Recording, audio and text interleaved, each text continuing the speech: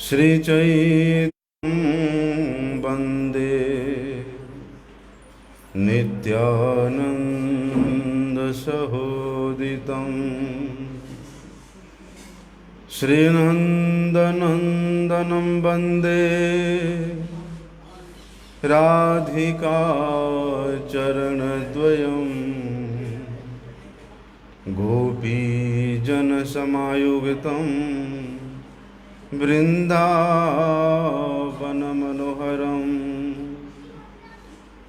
गुरवे गौरचन्द्राय राधिकाय तदालये कृष्णाय कृष्णभक्ताय तद्भक्ताय नमो नमः। वाञ्छाकल्पतरुर्भ्यश्च कृपा सिन्धुभ्यैव च पतितानं पावनेभ्यो वैष्णवेभ्यो नमो नमः। पतितपावन परम करुणामय परम आराध्यतम गुरुपाद पद्म नित्य लीला प्रविष्ट ओम विष्णुपाद परमहंस परिव्राजकाचार्य वर्ज्य अष्टोत्तर शत श्री श्रीमद् शिल भक्ति वल्लभ तीर्थ गोस्वामी गुरु महाराज जी के अभय चरण कमल में अनंत कोटि साष्टांग दंडवत प्रणाम करते हुए उनकी अहेतु की कृपा प्रार्थना करता हूँ। परम आराध्यतम शिक्षा गुरुपाद पद्म नित्य लीला प्रविष्ट विष्णुपाद परमहंस श्री शिल भक्ति विज्ञान भारती गोस्वामी महाराज जी के चरण कमल में अनंत कोटि साष्टांग दंडवत प्रणाम करते हुए उनकी अहेतु की कृपा प्रार्थना करता हूँ। नमामीश्वरं सच्चिदानंद रूपम लसत्कुंडलं गोकुले भ्राजमानं यशोदाभियोलुखलाब्धवमानं परामृष्टम अत्यंत तुदृत्य गोप्या। सत्यव्रत मुनि भगवान के उस रूप का वर्णन कर रहे हैं जो रूप सच्चिदानंद घन मूर्ति है। सच्चिदानंद घन मूर्ति ये केवल श्री राधाकांत को ही इंगित करता है, श्री गोपीनाथ को ही इंगित करता है। ये दरवाजा बंद कर देना। तो सुखदेव गोस्वामी जी वेणु गीत के प्रसंग में ब्रज गोपियां ब्रजांगनाएं भगवान के जिस स्वरूप का दर्शन किया था, भगवान श्री कृष्ण चंद्र के जो रूप उनके हृदय में प्रकाशित हुआ था, उस रूप को वर्णन करते हुए कह रहे हैं कि बरहा पीड़म नटवर वपुः कर्णयोः कर्णिकारं बिभ्रदवासः कनक कपिशं वैजयन्त्या च मालां रन्ध्नान् वेणुरधर सुधया पुरयन् गोपवृन्दैर् वृंदारण्यम स्वपद रमणम प्राविशद गीत कीर्ति। सायं के वक्त जब नंदनंदन श्री कृष्ण अपनी संपूर्ण सखा मंडली के साथ गौओं और बछड़ों को वन से लेकर ब्रज की ओर पधारते हैं, उस समय जो दृश्य है वो दृश्य गोपियों के हृदय में स्फुरित हुआ है। विशेष रूप से भगवान श्री कृष्ण चंद्र के चरण में जो शंख चक्र गदा पद्म अंकित हुआ है, वो चरण की छाओं से वे ब्रज के पथ संपूर्ण रूप से सुशोभित हो रहा है और उन पदांकित चरणों को अनुगमन करते करते ब्रज के जितने भी उनके सहचर गण हैं, किस प्रकार के सहचर, एक तो साक्षात ब्रज बालक रूप गोपाल रूप उनके सखागण है। और बोलते हैं वन में जितने भी पशु पक्षी, बंदर, मोर, हिरन, हिरनी है, ये भी श्री कृष्ण सहचर और सहचरी है।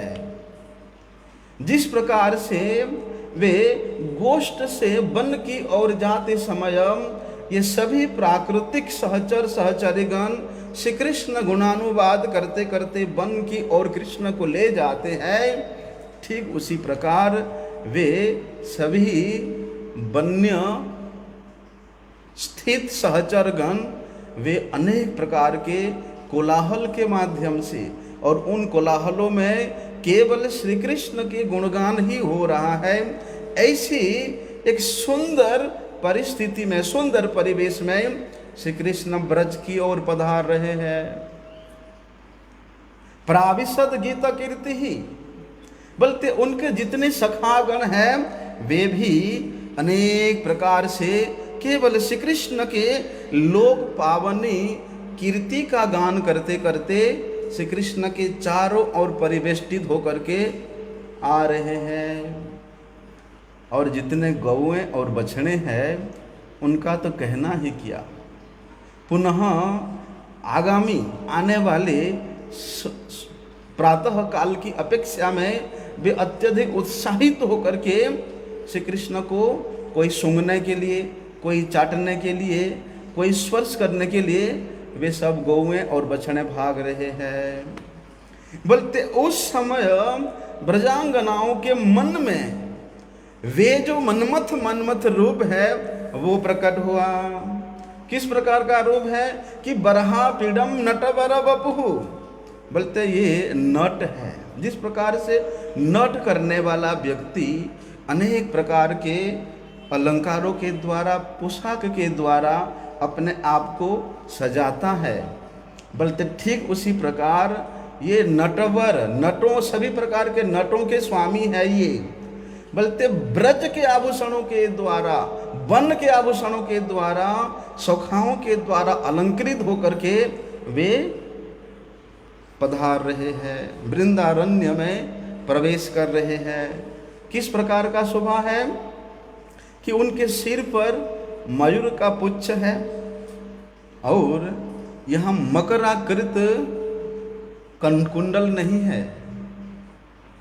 जैसे जितनी प्रकार से मैया अलंकार के द्वारा सज्जित करके लाला को वन में भेजती है, वन में पहुँचते ही सभी सखा पहले मैया के अलंकार को उतार करके पुटली बांध के रख देते हैं और वन के पत्र से, पुष्प से लाला का श्रृंगार करते हैं। इसलिए वो सखा लोग जो श्रृंगार कर रहे हैं, कानों में कनेर के जो पीला पीला फूल है वो सुशोभित हो रहा है।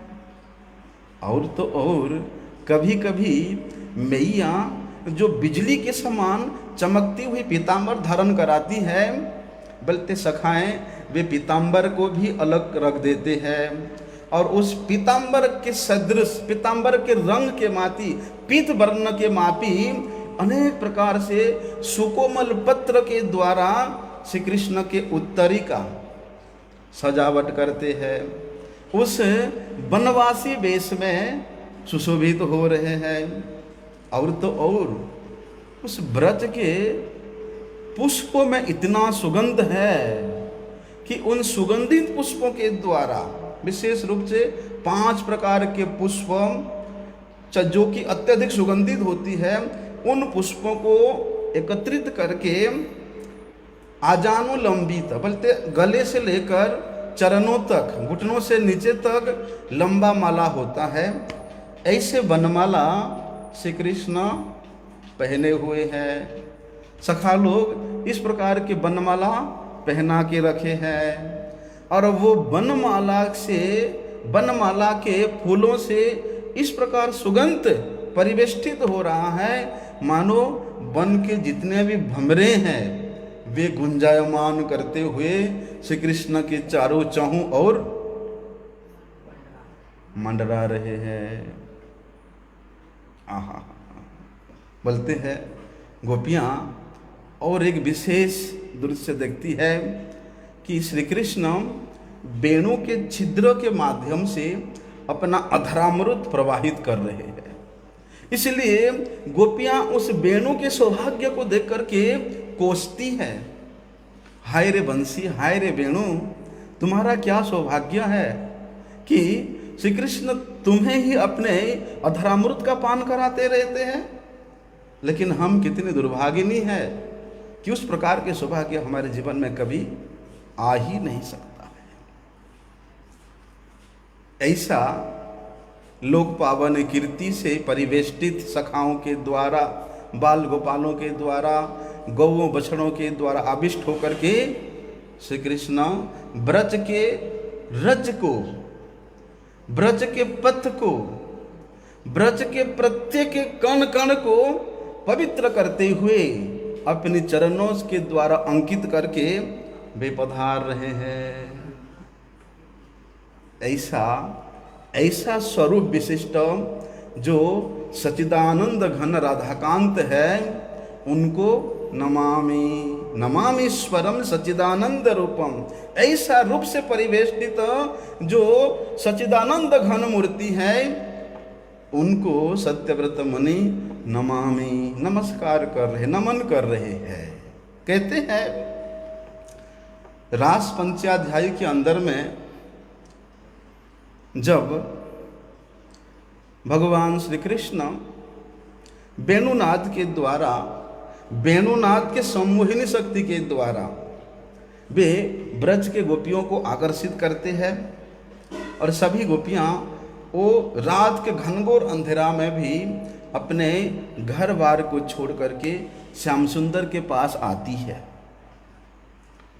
और जैसे ही श्याम सुंदर उन सबको देखते हैं, कहते हैं, अरे इतनी रात को अंधेरा में इस घनघोर जंगल में तुम लोग क्यों आए हो? वापस जाओ, घर चले जाओ।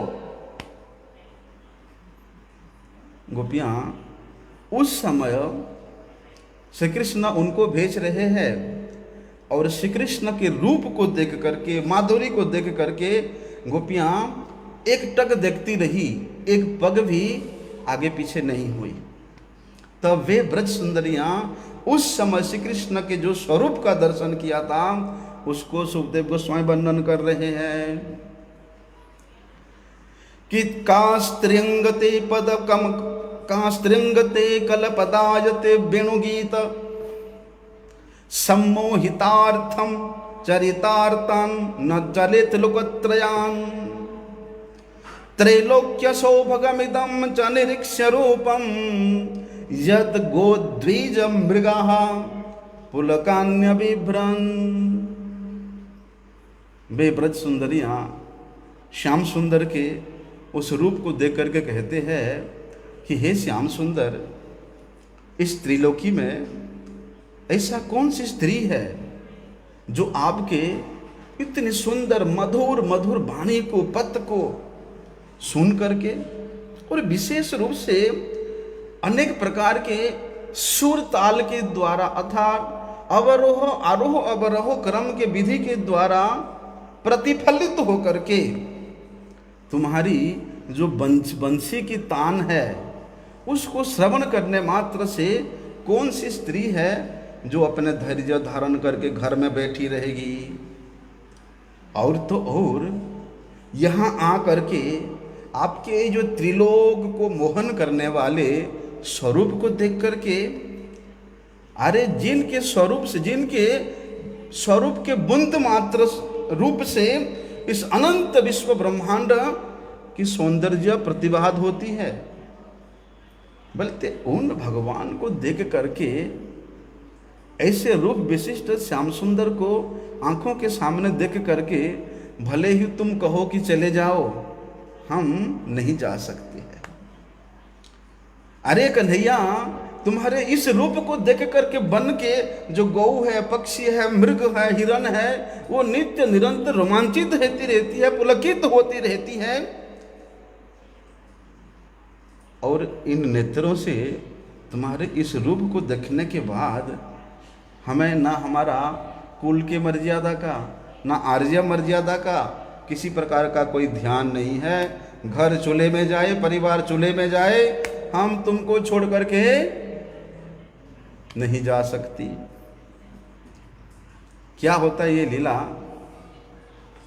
भगवान श्री कृष्ण चंद्र उनके वेणुनाद को सुन करके वे ब्रज गोपियाँ अपनी सभी प्रकार के भय को छोड़ करके, संकोच को छोड़ करके, धैर्य मर्यादा को भूल करके वो जिस प्रकार के स्थिति में थी उसी स्थिति में वे चल पड़ी। और तो और इतना आतुर हो रही थी श्री कृष्ण दर्शन लालसा कि वे अपनी प्राण प्रिय सखी को भी बुलाने की जरूरत नहीं समझी। जिन सखी के बिना वे घर से एक पग भी आगे पीछे नहीं जाती, आज अपने बाजू के घर वाले सखी को भी बुलाने की कोई जरूरत नहीं है, क्योंकि वे गोपियाँ ये अनुभव करती कि श्याम सुंदर वेणुनाद के द्वारा केवल मेरे ही नाम को लेकर के पुकार रहे हैं, केवल मुझे ही बुला रहे हैं। अभी ये सब ब्रज की विभूति है गोपियाँ, महान विभूतियाँ हैं, अनुपम विभूतियाँ हैं।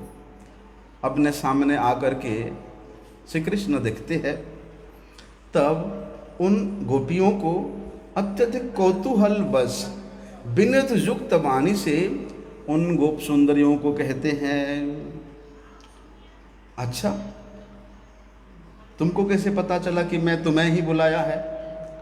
मैं तो दिन रात हमेशा वेणुवादन करता रहता हूँ और वेणुनाद के द्वारा कभी मैं बछड़ों को बुलाता हूँ, कभी गौओं को बुलाता हूँ, कभी मोरों को बुलाता हूँ, कभी बंदरों को बुलाता हूँ, हैं? तुमको कैसे पता चला कि मैं तुम्हें बुलाया? और इतनी घनघोर अंधकार में तुम्हें बुलाया, ये संभव हो सकता है? और स्त्रियों का धर्म होता है कि भैया अपने घर बार को छोड़ के रात्रि के समय में यही जाना अच्छी बात नहीं है, इसलिए तुम सब घर को लौट जाओ। श्री कृष्ण वहाँ उन गोपांगनाओं को शिक्षा देते हैं कि हे ब्रज सुंदरियाँ, देखो कुलीन स्त्रियों का धर्म होता है कि वे अपने पति, पिता, अपने भाई बंधुओं की सेवा करें। पति चाहे कितनी बुरे स्वभाव के क्यों ना हो, भाग्यहीन हो, मूर्ख हो, वृद्ध हो, रोगी हो, चाहे निर्धन ही क्यों ना हो, कुलीन स्त्री के लिए पति का सेवा करना उसका धर्म है। इसलिए तुम लोग अपने अपने घर को लौट जाओ। फिर श्याम सुंदर कहते हैं, गोपियाँ श्याम सुंदर से कहती है, अच्छा एक तो इतना सुमधुर वाणी के द्वारा एक एक गोपियों का नाम लेकर के बुलाया, और अब यहाँ आकर के हमको शास्त्र ज्ञान दे रहे हो, हैं? हमको ज्ञान सुना रहे, उपदेश सुना रहे हो। ठीक है, तुमने उपदेश दे दिया और हमने तुम्हारे उपदेश को ग्रहण कर लिया, इसलिए हमको उपदेश देने के कारण तुम हमारे गुरु हुए, और गुरु होने के कारण हम तुम्हारे शिष्य हुए। अब शिष्य का कर्तव्य है गुरु का सेवा करना, इसलिए हमें अपना सेवा करने दो। अब तुम यहाँ से जाने को हमको वो नहीं बोल सकते हो, हमारा सेवा को ग्रहण करो। अरे हमारे जो चित्त हमारे घर के कामों में लगा हुआ था, कोई पति का सेवा कर रहा था, कोई पुत्र को दुग्धपान करा रहा था, कोई सास ससुर को भोजन करा रहा था, कोई अपने बेणी गीत रहा था, कुछ प्रकार सभी लगे हुए थे। लेकिन तुम्ही ने बंसी का वेणुनाद छोड़ करके हमारे चित्त को चुराया और बोलते हो घाट ले जाओ, घर वापस चले जाओ। नहीं जा सकती हम। देखो वहां पर गोपियां जो श्री रूप को दर्शन किया था, वो रूप का वहाँ उन लोगों ने वर्णन किया। कहते हैं जब भगवान श्री कृष्ण अपनी लीला संकोपन करने वाले ही थे, तब उन्होंने एक दिन उद्धव जी को अपने पास बुलाया और उद्धव जी को कहते हैं कि उद्धव, मेरे चले जाने के बाद इस पृथ्वी पर तुमको रहना पड़ेगा। क्यों रहना पड़ेगा? क्योंकि तुमसे ही भागवत धर्म का प्रचार होगा, इसलिए तुम्हें पृथ्वी को छोड़कर, मैं तुमको पृथ्वी पर छोड़कर ही मैं जा रहा हूँ। अब श्री कृष्ण अंतर्धान हो गए। श्री कृष्ण के जाने के विरह में अत्यधिक विवल होकर के उद्धव जी द्वारिका से ब्रज में आ रहे थे और बीच रास्ते में ही विदुर जी से भेंट हुआ। विदुर जी शरीर कुशल समाचार पूछते हैं और भगवान श्री कृष्ण के लीला संगोपन के बाद वे विदुर जी को कहते हैं और विदुर जी को श्री कृष्ण के गुणगान करते करते, विदुर जी के निकट श्री कृष्ण के रूप का वर्णन करते करते उद्धव जी की आंखों में अश्रुपात होने लगा और ऐसे भावाविष्ट होकर के वे श्री कृष्ण के रूप का वर्णन कर रहे हैं कि यत् मर्त्यलीलोपैकं स्वयोग मायाबलं दर्शयता गृहीतं विस्मापनं स्वस्य च सौभगर्धे परम पदम भूषण भूषणांगम। उद्धव जी भावाविष्ट होकर के विदुर जी के सामने श्री कृष्ण के स्वरूप का वर्णन कर रहे हैं। भगवान अपनी योग माया के प्रभाव से, योग माया के प्रभाव को दिखलाने के लिए ये इस जगत में नर लीलावत अनेक प्रकार की लीला किया और आज तक भगवान के जितने भी लीला हुआ है उन तमाम लीलाओं में ये जो नर लीलावत जो लीला है, कृष्णैर जते का लीला तार मध्य नर लीला, ये सर्वोत्तम लीला है। तो इस नर लीला करते हुए भगवान श्री कृष्ण चंद्र जो श्री विग्रह को प्रकट किया था, जो रूप को प्रकट किया था, तो उद्धव जी कहते हैं कि वे रूप इतना मनोहर था कि विस्मापनम स्वस्य, कि वे रूप को देख करके श्री कृष्ण स्वयं मोहित हो जाते थे। दूसरों की बात तो छोड़ो, स्वयं के रूप को देख करके वे स्वयं मोहित हो जाते थे, वे स्वयं विस्मित हो जाते थे। विस्मापनम स्वस्य च सर्वगते परम पदम भूषण भूषणांगम। अरे आभूषण, अत्यंत सुंदर सुंदर प्रकार के आभूषण भी बोलते जिन भगवान के श्री अंग का स्पर्श करके अत्यधिक शोभा का वर्धन कर रहा था, सुशोभित हो रहा था, वे अलंकार भी अपने सौभाग्य को अत्यधिक सौभाग्यान्वित समझता था। ऐसे भगवान श्री कृष्ण चंद्र मुझ अधम को छोड़ करके मुझे विरही बना करके वे चले गए। इस प्रकार उद्धव जी क्रंदन करते करते वर्णन कर रहे हैं। बोलते वो जो रूप है, वो जो जगत मोहन रूप है, बोलते उस रूप को नमामि, मैं नमन कर रहा हूं। ऐसा देखो, रासलीला के अंतर्गत में जब भगवान श्री कृष्ण वहाँ अंतर्धान हो जाते हैं, हम लोग सुनते हैं यहाँ पर चंद्र सरोवर में रास पूर्णिमा के दिन में रासलीला हुआ था और उस रासलीला के मध्य में श्री कृष्ण अंतर्ध्यान हो जाते हैं। तब सभी गोपियां अत्यंत विरह कातर होकर के श्री कृष्ण गुणगान करने लगती है। बोलते हैं उन गोपियों के विलाप को सुन करके, उनके विलापमय श्री कृष्ण स्वयं के गुणगान को सुन करके वे अपने आप को छुपा करके, अपने आप को वहाँ से अंतर्धान करके नहीं रोक पाते हैं। भला अपने ही तो परिकर है, अपने ही तो प्राणाधिक्य भक्त है, उनको इतना कष्ट देकर के मैं कैसे सुखी हो सकता हूँ। इसलिए श्री कृष्ण वहाँ प्रकट हो गए, गोपियों के सभा में वे प्रकट हो गए। बोलते जिस समय वे वहाँ प्रकट हुए उस समय श्री कृष्ण चंद्र का कैसा सौंदर्य था, कैसा माधुर्य था, उसको सुखदेव गोस्वामी वर्णन कर रहे हैं कि तासाम आभिरवित सौरि स्वयमान मुखाम्भुजः पीताम्बर धरस्त्रगभी साक्षात मन्मथ मन्मथ। भगवान के जितने भी स्वरूप का प्रकट हुआ है, चाहे वो ब्रज के रूप हो क्यों ना हो, बल्कि सबसे सर्वश्रेष्ठ स्वरूप है, सबसे अधिक रस स्वरूप है, वो ये मन्मथ विग्रह।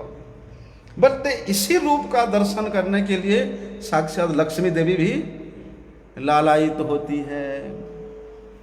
गोपियों के मध्य में श्री कृष्ण चंद्र के जो स्वरूप है, जो रूप है, वो इतना अधिक परिवर्धित होती रहती है। क्या होता है, भगवान का स्वरूप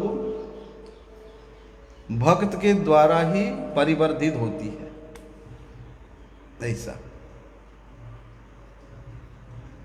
भक्त के आनंद उल्लास को देख करके, भक्त के प्रेम को देख करके, भक्त के समर्पण को देख करके भगवान अत्यधिक उल्लसित होते हैं।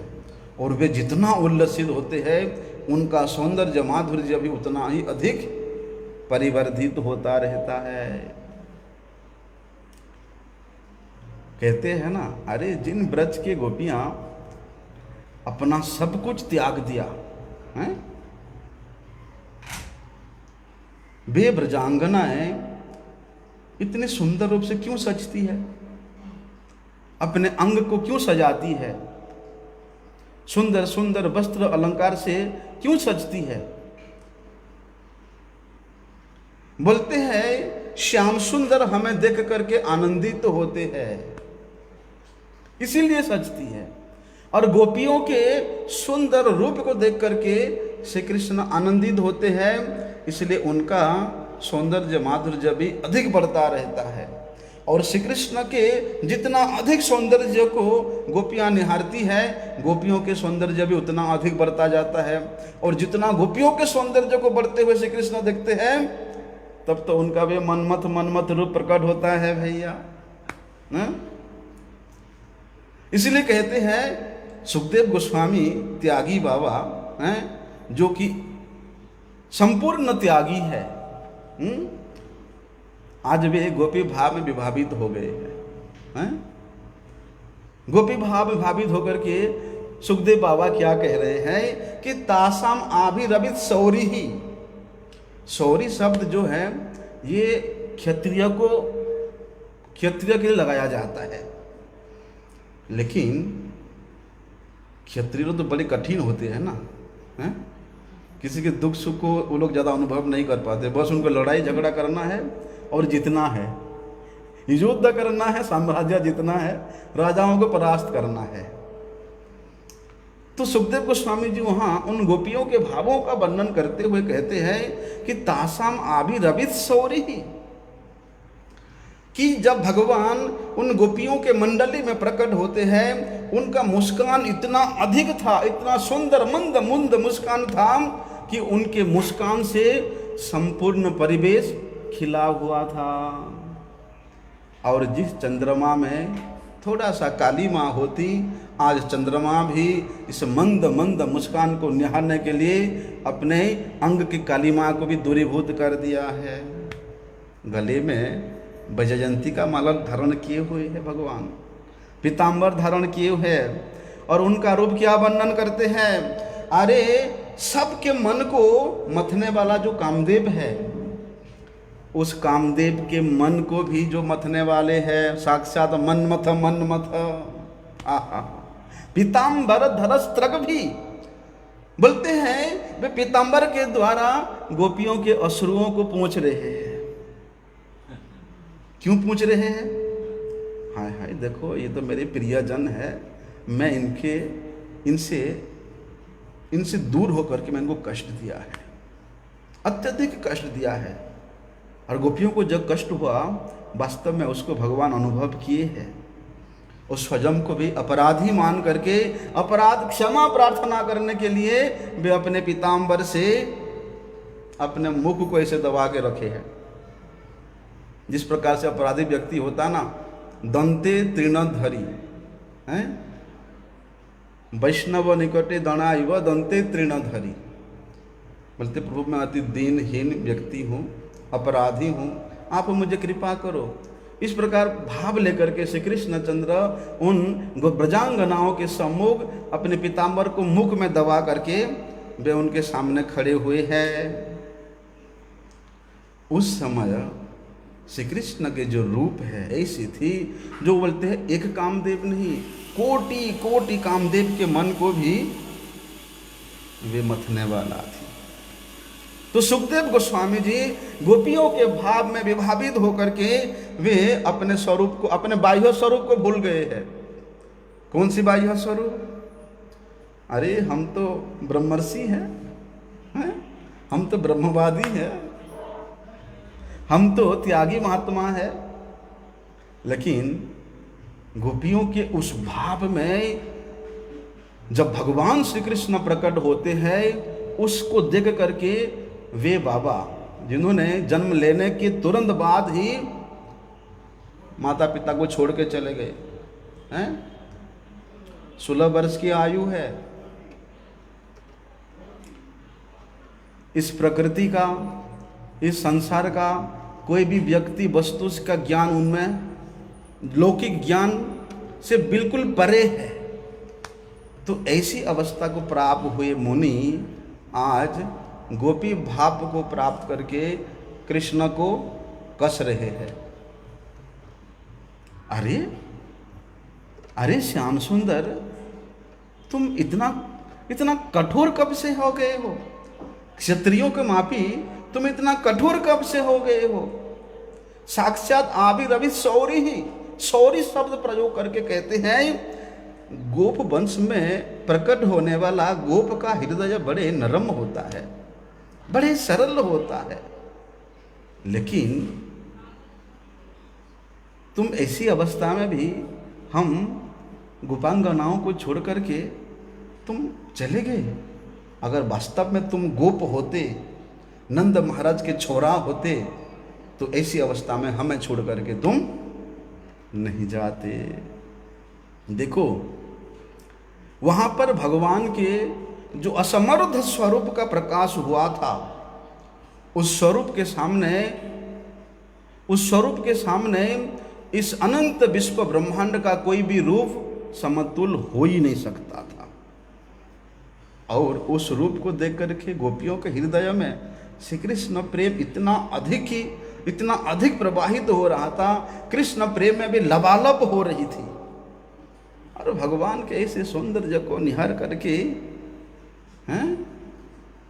भगवान के ऐसे सौंदर्य को निखार करके उनके परिकरों के हृदय में प्रेम होना, प्रेम का बन्या होना और उस बन्या में बह जाना, ये कौन सी बड़ी बात है। इसलिए स्वयं श्रीमन महाप्रभु जी उस प्रेम के बन्या को इस जगत में प्रवाहित करते हुए वे स्वयं भी बह रहे हैं और ब्रह्मांड लोगों को प्रवाहित कर रहे हैं। बोलते उस प्रेम के बन्या में जो प्रवाहित हुआ उसका जीवन धन्य हुआ, जो प्रवाहित नहीं हुआ वो अपने जीवन को निष्फल कर दिया। इसीलिए भगवान के वो जो रूप है, उस रूप को अनुभव करके सत्यव्रत मुनि वहाँ कह रहे हैं कि नमामीश्वरम सच्चिदानंद रूपम, उस रूप को वे वर्णन करते हैं। अरे सुखदेव गोस्वामी जी तो श्रीमद् भागवत में एक जगह में इतना स्पष्ट रूप से वर्णन किया है कि चकास गोपी परिषद गतोर्चित त्रैलोक्य लक्ष्मीक पदम बपुर दधत। कहते हैं वहां सुखदेव गोस्वामी जी कि सहस्र सहस्र गोपियों के बीच में श्री कृष्ण चंद्र वहां पूजित हो रहे हैं। सभी गोपियां श्री कृष्ण चंद्र के गुणगान कर रहे हैं। बोलते उस समय का जो रूप है, उस समय का जो श्री कृष्ण स्वरूप है, तीनों लोकों में, तीनों कालों में किसी भी स्थान पर यह सौंदर्य प्रकट नहीं हुआ है तो केवल इस वृंदावन में, उस गोपियों के मंडली में श्री कृष्ण पूजित होकर के वो रूप सुशोभित हो रहा है। तो कहते हैं देखो, भगवान नारायण भी वे 60 कला विशिष्ट है और उनमें भी अनंत सौंदर्य है। लेकिन लक्ष्मी देवी भगवान नारायण के उस सौंदर्य से आकर्षित होकर के नित्य निरंतर रात दिन उनके चरणों की सेवा में लगी रहती है। लेकिन भगवान नारायण की सेवा में लगी रहने के बावजूद भी श्री कृष्ण चंद्र के माधुरी का जैसे ही स्मरण आता है, वे श्री कृष्ण की उस रूप माधुरी को देखने की लालसा जागृत करके वे क्या करती है, सोचती है मेरा तो रास में प्रवेश करने का कोई अधिकार नहीं है, लेकिन मैं दूर से ही रासलीला का दर्शन करूंगी। हैं? बोलते दूर से भगवान के इस स्वरूप का दर्शन करने का सौभाग्य प्राप्त करने का आशा लेकर के वे वहाँ बंसी बट के अनति दूर में यमुना जी के पल्ली पार में बेलवन में वे आज तक तपस्या कर रही है। बोलते वो रूप को देखने के लिए, मनमथ रूप को देखने के लिए।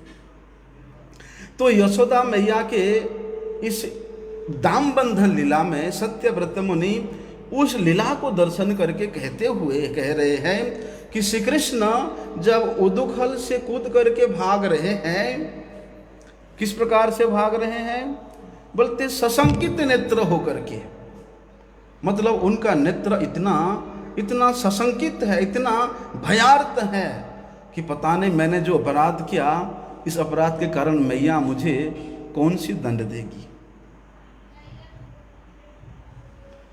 बोलते इस रूप को देखने के लिए, इस लीला को देखने के लिए वे ब्रजांगनाएं नित्य प्रति यशोदा मैया के पास जाकर के लाला तुम्हारा चोर है, इस प्रकार का उलाहना देती है।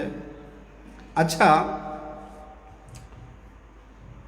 चोर शब्द से याद आया, गोपाल सहस्त्र नाम में भगवान का एक नाम है चोर जार शिखामणि। पढ़ा? चोर जार शिखामणि है। ब्रजे बसंतम नवनीत चौरम गोपांगना नाम चदकूल चौरम अनेक जन्मार्जित पाप चौरम चौराग्र गण्यम पुरुषम नमामि। एक सुंदर लीला का वर्णन करते हुए कोई सज्जन कहते हैं कि अही मकर कर निकर मृदु मृदु तिल लक्ष्मी सरसत रससत शिरु सदृश सदृशी देवेति ब्रज जुवती रतिकल विजयिनी निजलीलाव समोर्धत्वे मदम उदित बनास मधुरी मम इति लीलोपैकम। देखो, गोपाल सहस्त्र नाम में वर्णन आता है कि चोर जार शिखामणि। भाई, चोरी करना और जारी करना ये तो बड़ा ही नीच प्रवृत्ति है ना। अरे भगवान के भक्त के तो बात तो दूर, जो साधारण विवेकवान पुरुष है वो भी चोरी करने में, जारी करने में 1000 बार सोचता है, और भगवान में चोरी जारी करने का आरोप लगाना कैसे जा सकता है? हैं? भगवान चोरी जारी करते हैं, ये कैसे संभव हो सकता है? और तो और बोलते वे चोर जार शिखामणि, चोरी करने वाले और जारी करने वाले के वे मुकुटमणि हैं, सबसे बड़ा है। तो क्या वास्तव में कोई भगवान के प्रति विरोधाचरण करके इस प्रकार गाली दिया है? क्या वास्तव में मान लेंगे कि भगवान चोरी करते हैं, जारी करते हैं? अगर वे करते हैं तो वे कैसा भगवान है? क्या इस चोरी जारी का आदर्श इस जगत को दिखा करके वे जगत का कल्याण करेंगे? हैं? कैसे हो सकता है? देखो, वाद तो सत्यवाद है भैया। हैं? किस प्रकार का? ब्रुजिन हंत्रियलम, चोरी जारी करना ये अवश्य नीच प्रवृत्ति है, और ऐसे वृत्ति जिन लोगों में होती है वे कभी भी सदाचारी नहीं हो सकते, वे कभी भी विवेकवान नहीं हो सकते। और भगवान के भक्तों में इस प्रकार के दुर्गुण कभी होता ही नहीं है। तो भगवान के भक्तों में जब नहीं होता तो भगवान में इस प्रकार का दुर्गुण होने का आरोप लगाना, ये तो भैया मूर्खता की चरम सीमा है। अगर मूर्खता की चरम सीमा है तो गोपाल सहस्त्र नाम में फिर क्यों बताया चोर अजार शिखामणि? क्या कोई भगवान को गाली देने के लिए लिखा है, या कोई भगवान के नाम को कोई बुरी नियत से पढ़ने के लिए लिखा है? वास्तव में दृष्टि के अनुसार भाव प्रकाशित होता है, और उन भावों के द्वारा विभावित होकर के भगवान के रूप गुण प्रकाशित होता है। इसलिए भगवान का क्या स्वरूप है उसको सबसे पहले समझना चाहिए। अरे जो भगवान अपने स्वरूपभूत गुणों से, दिव्य गुणों से परिवेष्टित है, भगवान की प्रकार अलौकिक गुणों के द्वारा आविष्ट है, इस प्रकार चोरी जारी करना एक लौकिक गुण, एक प्राकृतिक गुण भगवान में कैसे हो सकता है? ये तो प्रकृति के त्रिगुण का विकार है ना। तो भगवान के मध्य में ये त्रिगुण, प्रकृति के त्रिगुण के किसी प्रकार का लेश मात्र स्पर्श नहीं होने के कारण, अथवा लौकिक गुणों से रहित होने के कारण उनको निर्गुण कहा गया है ना। ऐसा प्रकृति का गुण भगवान को स्पर्श नहीं कर सकती। अरे क्या कहते हैं, भक्तों की आदर्श तो भगवान ही होते हैं ना, शिष्य का आदर्श गुरु ही होते हैं? पुत्र का आदर्श उसके माता पिता होते हैं, एक छात्र का आदर्श उसके शिक्षक होता है। तो भक्त का आदर्श जो भगवान है, जो स्वयं ये उद्घोषणा करते आचार्यम माम विजानीयात् कि वे जगत के आचार्य है, और तो और वे इस अनंत विश्व ब्रह्मांड के भरण पोषण करने वाले वे कर्ता है। बल्कि सभी प्रकार के जो सात्विक गुण है, उन गुणों को धारण किए हुए भगवान इस अनंत विश्व ब्रह्मांड की सृष्टि स्थिति प्रलय कराते हैं। इसीलिए तो भगवान को कहा गया है ना कि वे अशेष सद्गुण अलंकार कृतः। जितने भी सद्गुण है, अशेष अनंत सद्गुणों के द्वारा जो भगवान अलंकृत है, उनके अंदर में इस प्रकृति जात चोरी जारी करने का अवगुण कैसे हो सकता है? चलो एक दृष्टि से देखो, ये जो अनंत विश्व ब्रह्मांड है, इसको तो भी तो भगवान कहते हैं ये मेरा एक रूप है, कहते कि नहीं? तो इस विश्व ब्रह्मांड में यहाँ सद्गुण भी असद्गुण भी है। जब इस अनंत विश्व ब्रह्मांड तुम्हारा एक रूप है तो यहाँ का सद असद्गुण भी तुम्हारा ही है? कहते हैं ना कि भगवान इस अनंत विश्व ब्रह्मांड के कारण है, वे निमित्त है, वे सत्ता है। भगवान के बिना आप कल्पना भी नहीं कर सकते हो।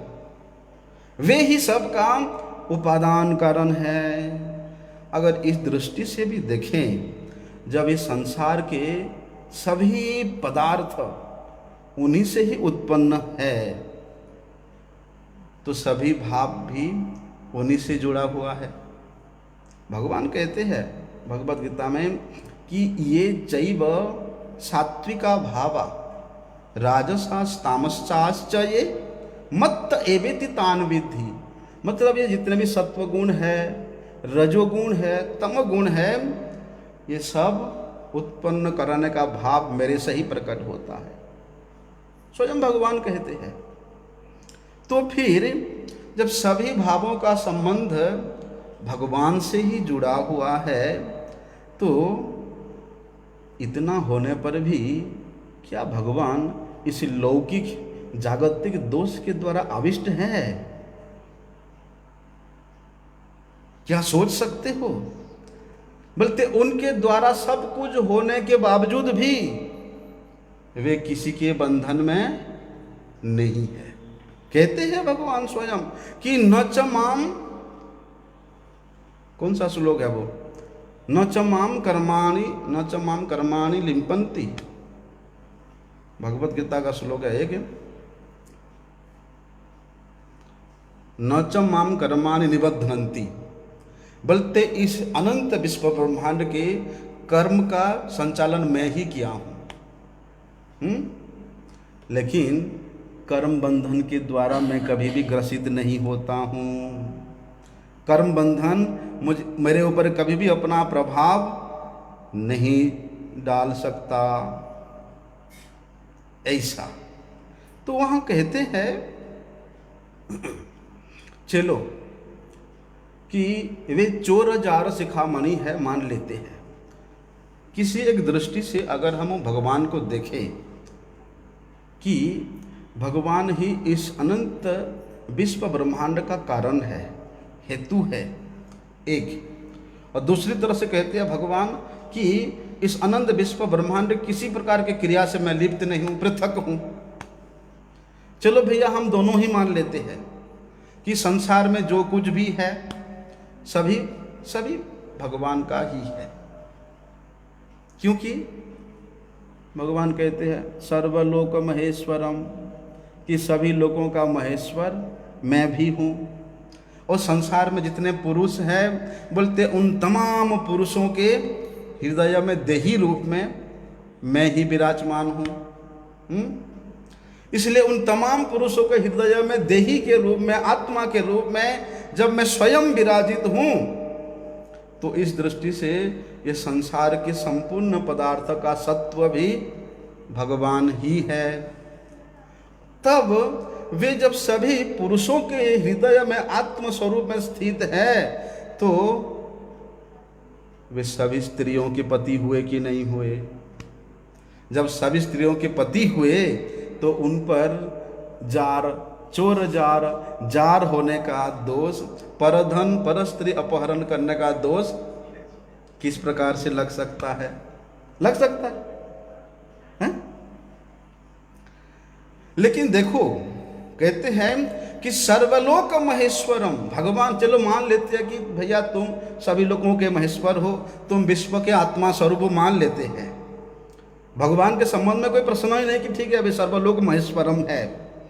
लेकिन सत्यव्रत मुनि ने जो रूप का वर्णन कर रहे हैं कि चोरी करने के कारण गोपियों ने उलाहना दिया, चोरी करने के कारण मैया ने उनको बांधा, तो सत्यव्रत मुनि ने वे सर्वलोक महेश्वरम को, वे विश्वरूप विश्वात्मा को नहीं, वे तो यहाँ नंद महाराज के जो छोटे से लाला है, यशोदा मैया के जो लाडला है, बोलते उसके स्वरूप को, उसके जो साकार मंगलमय रूप है, उसके संबंध में उस रूप को देख करके वे यहाँ नमन कर रहे हैं।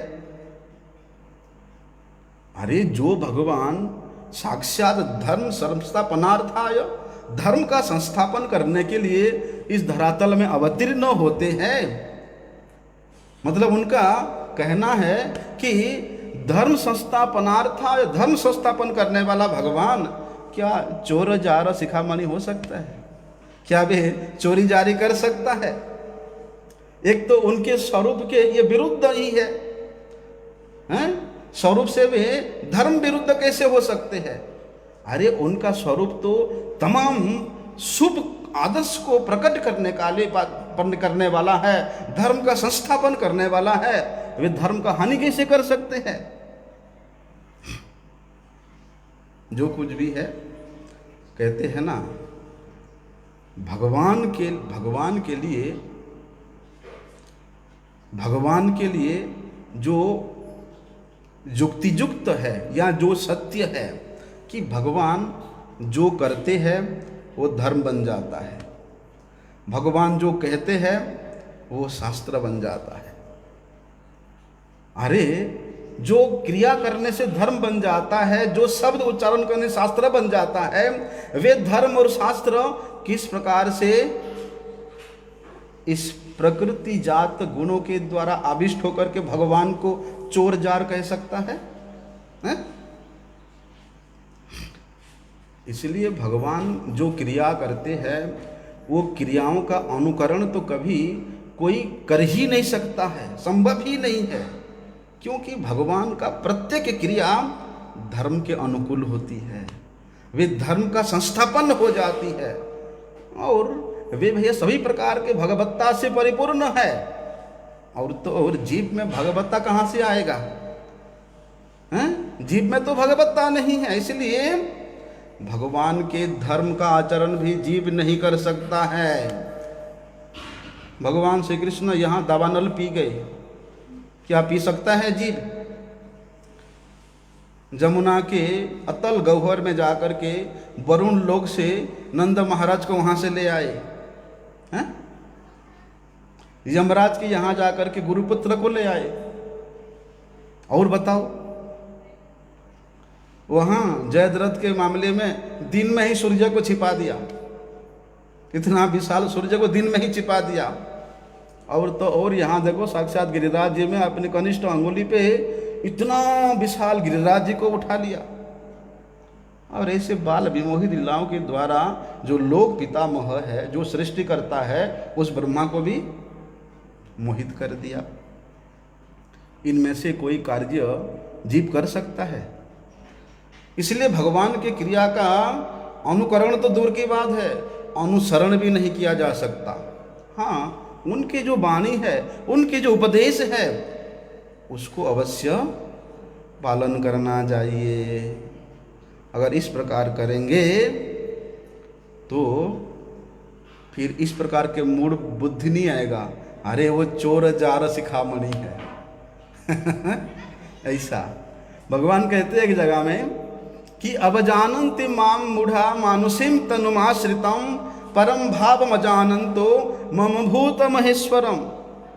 बोलते तमाम भूतों के जितने भी महेश्वर स्वरूप है, मेरे जो स्वरूप है, रूप है, बोलते उस परम भाव को नहीं जानने के कारण मूढ़ मनुष्य, मूढ़ व्यक्ति मुझे एक साधारण मनुष्य शरीरधारी समझता है।